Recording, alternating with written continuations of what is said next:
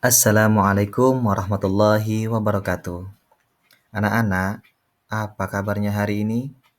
Semoga semuanya dalam keadaan sehat ya, dan selalu diberikan semangat di saat menuntut ilmu nanti. Amin ya robbal alamin. Puji syukur kita panjatkan kehadirat Allah Subhanahu wa taala yang senantiasa melimpahkan rahmat, taufik dan hidayahnya kepada kita semua. Sehingga pada pertemuan kali ini kita dapat mengikuti pembelajaran pendidikan agama Islam dan budi pekerti. Tidak lupa, salawat serta salam marilah kita aturkan kepada junjungan kita, Nabi besar Nabi Muhammad Sallallahu Alaihi Wasallam yang telah membawa kita dari zaman kegelapan menuju zaman yang penuh dengan ilmu dan cahaya Islam. Semoga kita sebagai umatnya nanti mendapatkan syafaat di yaumil akhir nanti. Amin ya robbal alamin. Nah, baik. Sebelum belajar, seperti biasa kita berdoa dulu. Berdoa dimulai. Bismillahirrahmanirrahim. Raditu billahi rabba wa bil islami dina wa bi Muhammadin nabiyya wa rasula. Rabbi zidni ilma warzuqni fahma. Sadaqallahul azim. Nah, Bapak mau tanya nih, pada minggu lalu kita kira-kira belajar apa ya? Iya, betul. Tentang Quran Surah Al-Hujurat ayat 13. Isinya tentang apa nih? Iya, tentang keragaman atau toleransi. Keragaman dan perbedaan adalah sunatullah yang telah sengaja Allah Subhanahu wa taala ciptakan sebagaimana dinyatakan dalam Quran surah Al-Hujurat ayat 13. Keragaman dan perbedaan bukan untuk diperselisihkan, tapi dicari titik persamaan yang mengantarkan pada sikap saling menghargai dan menghormati. Nah, perbedaan bangsa, suku, dan warna kulit bukan penentu kemuliaan. Hanya takwa seseorang yang menentukan nilai seseorang itu. Nah, sekarang kita akan melanjutkan pembelajaran bab 2 tentang teladan mulia Asmaul Husna. Nah, adapun tujuan pembelajarannya sebagai berikut. Yang pertama, menjelaskan arti Asmaul Husna Al-Malik, Al-Aziz, Al-Qudus, As-Salam, dan Al-Mu'min. Kemudian yang kedua, membuat karya berupa kaligrafi Asmaul Husna di atas. Kemudian yang ketiga, membiasakan sikap suka menahan diri, mandiri, cinta kebersihan, menjaga lisan, dan hidup tertib. Dan yang keempat, meyakini adanya Allah yang Maha Raja, Maha Mulia, Maha Suci, Maha Sejahtera, dan Maha Pemberi Keamanan. Nah, sebelum masuk ke pembelajaran, Bapak mau tanya nih kepada anak-anak. Yang pertama, apa sih yang kalian ketahui tentang Asmaul Husna? Betul. Nama-nama Allah yang indah, nama-nama Allah yang mulia. Kemudian yang kedua, mengapa sih Asmaul Husna dianggap penting dalam kehidupan seorang muslim? Iya, betul. Asmaul Husna itu memperkuat keimanan, kemudian mendekatkan diri kita kepada Allah dan menjadi pedoman hidup. Kemudian, bisakah kalian menyebutkan 3 nama di antara 99 Asmaul Husna beserta artinya? Iya, banyak ya. Sebagai contoh, Ar-Rahman ya, artinya Maha Pengasih. Kemudian Al-Ghaffar, artinya Maha Pengampun. Kemudian ada lagi Al-Hakim, ya, Maha Bijaksana. Kemudian yang terakhir nih, bagaimana cara kita menerapkan sifat-sifat Asmaul Husna dalam kehidupan sehari-hari? Iya, betul. Sebagai contoh Ar-Rahman ya, itu penerapannya yaitu menjadi pengasih dan penyayang terhadap orang lain. Contohnya kepada keluarga. Kemudian memaafkan kesalahan orang lain, itu mencontohkan Asmaul Husna Al-Ghaffar. Kemudian Al-Hakim, ya sebagai contoh bertindak adil dan bijaksana dalam suatu keputusan. Betul sekali. Nah, sekarang kita akan mempelajari bab 2 teladan mulia Asmaul Husna. Betul yang anak-anak katakan tadi bahwa Asmaul Husna itu jumlahnya ada 99. Jadi, kita harus kenal dulu nih apa itu Asmaul Husna. Allah Subhanahu wa taala memiliki nama-nama yang agung dan indah. Nama-nama tersebut dikenal dengan Husna. Apa itu Asmaul Husna? Artinya adalah nama-nama Allah yang baik dan indah. Cara mengenalnya seperti apa sih? Oke, boleh dapat dilakukan dengan mengetahui Asmaul Husna. Mengetahuinya dilakukan dengan cara apa? Iya, membacanya dengan benar, kemudian memahami maknanya, kemudian menghafalnya. Kita juga diperintah untuk berdoa dengan Asmaul Husna sesuai perintah ayat berikut Quran surah Al-A'raf ayat 180 yang artinya dan Allah memiliki Asmaul Husna, nama-nama yang terbaik, maka bermohonlah kepadanya dengan menyebutnya Asmaul Husna itu dan tinggalkanlah orang-orang yang menyalahartikan nama-namanya.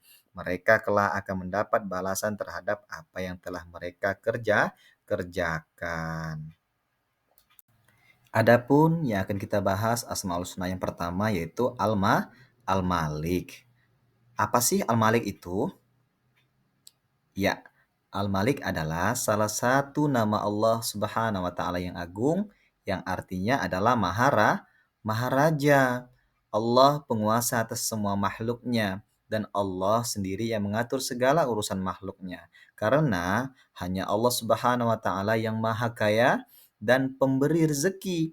Dia yang menguasai serta mengatur kehidupan dan kematian semua makhluk. Nah, di sini Allah Subhanahu wa taala memiliki kewenangan mutlak untuk mengatur dan memutuskan kepentingan seluruh makhluk tanpa butuh bantuan siapapun, tanpa bisa dihalangi dan tanpa butuh pendukung. Allah Subhanahu wa taala mengampuni dosa, menghilangkan kesusahan, menjauhkan kesedihan, menolong orang yang dizolimi dan membalas orang yang zalim. Kemudian memuliakan orang yang terhina, menghinakan orang yang mulia, mengabulkan doa, mengangkat dan merendahkan derajat seseorang. Jadi, dalam mengelola kekuasaannya, Allah Subhanahu wa taala menyimbangkan antara keadilan, kebaikan, hikmah, maslahat dan rahmat setiap umatnya. Nah, kemudian yang kedua Asmaul Husna Al-Aziz. Nah, Bapak mau tanya nih, ada yang tahu nggak Al-Aziz itu apa? Iya, betul. Al-Aziz adalah nama yang mencerminkan kemuliaan dan kebesaran zatnya Allah. Allah mempunyai kedudukan yang maha tinggi. Dia pemilik tunggal segala kemuliaan dan dia yang memberikan kemuliaan kepada siapa saja yang dikehendakinya. Dengan kehendaknya itu, seseorang dapat menjadi mulia dan dengan kehendaknya pula seseorang dapat menjadi hina. Nah, di sini kita harus menjaga kemuliaan dan kehormatan dengan cara apa? Dengan cara menaati perintahnya dan menjauhkan diri dari perbuatan dosa.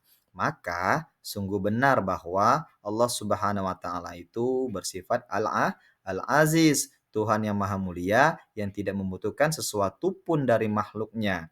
Tuhan yang maha tinggi yang tidak satupun makhluknya mampu menggapai ketinggian zatnya.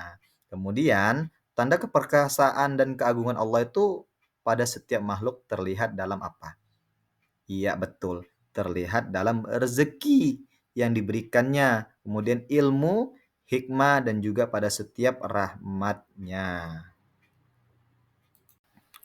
Kemudian yang ketiga, Asmaul Husna Al-Qudus. Bapak mau tanya lagi nih, ada yang tahu nggak Al-Qudus itu apa? Iya, betul.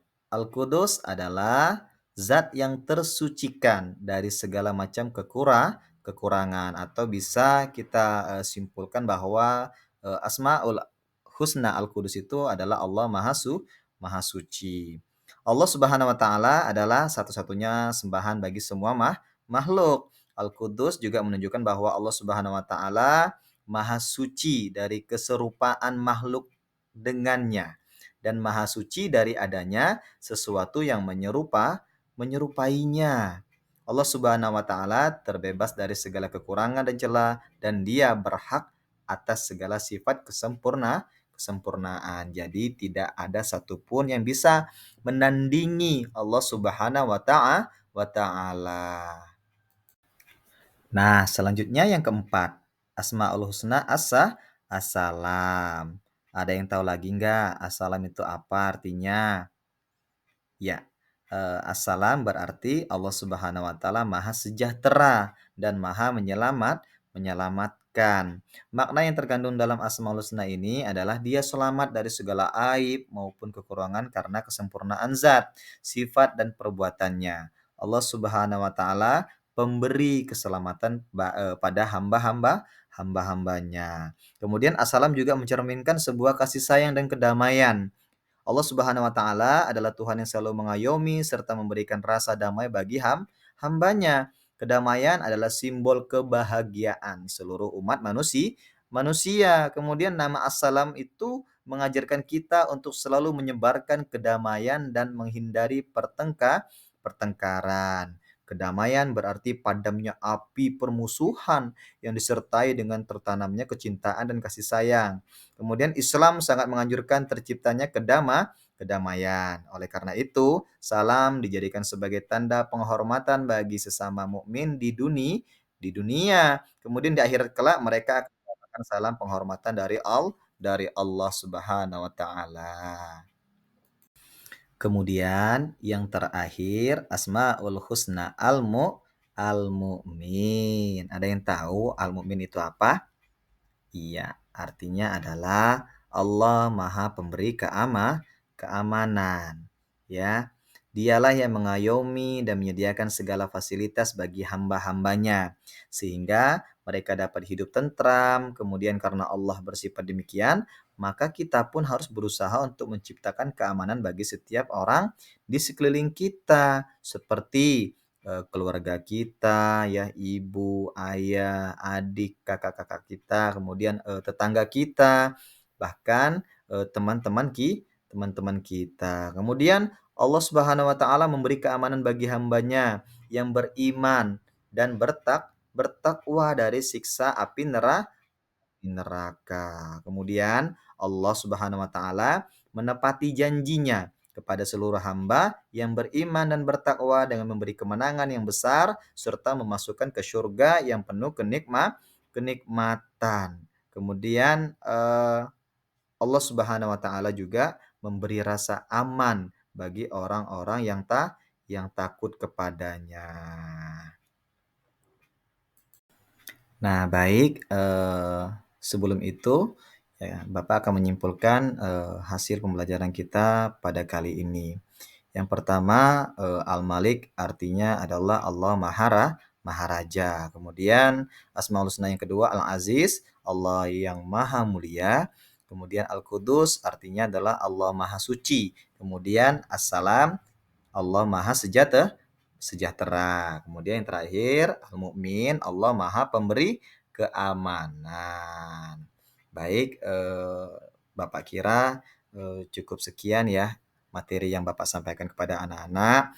Jadi anak-anak tetap terus membaca buku yang ada di LKPD dan nanti silakan dikerjakan tugas-tugas yang ada di buku itu. Baik, sebelum menutup pembelajaran kita kali ini, ada baiknya kita tutup dengan bacaan hamdalah. Alhamdulillahi rabbil alamin. Baik, sebelum menutup, kita membaca doa dulu. Bismillahirrahmanirrahim. Allahumma arinal haqqa haqqan warzuqna ittiba'ah. Wa arinal batila batilan warzuqna ijtinabah. Ya Allah, tunjukkanlah kepada kami kebenaran sehingga kami dapat mengikutinya dan tunjukkanlah kepada kami kejelekan sehingga kami dapat menjauhinya. Amin ya rabbal alamin. Baik, ya selesai pembelajaran kita kali ini. Bapak tutup. Wabillahi taufik wal hidayah. Wassalamualaikum warahmatullahi wabarakatuh.